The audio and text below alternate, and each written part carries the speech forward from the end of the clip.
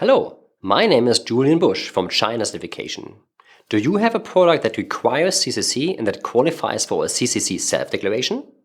There's a range of products for which a CCC self-declaration is possible to obtain, while others must follow the traditional CCC certification process. The CCC self-declaration, for which no factory audits are required, has some characteristics you need to know.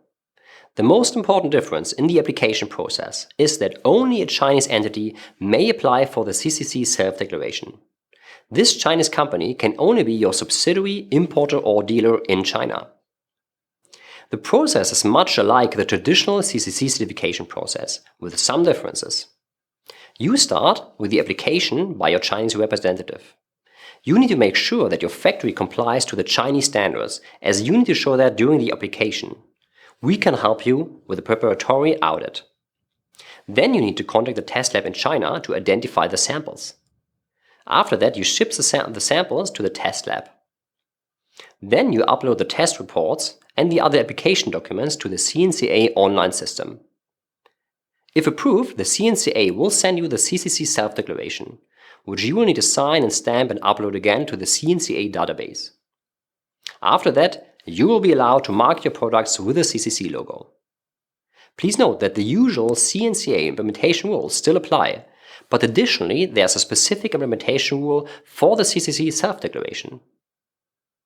The CCC self-declaration may seem like a better deal than the traditional CCC certification process, but it actually carries a bigger risk.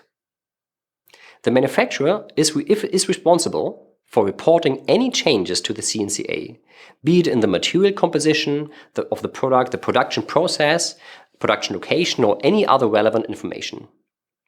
Non-conformities might be discovered during market surveillance checks or harbor checks of vehicles and products in China.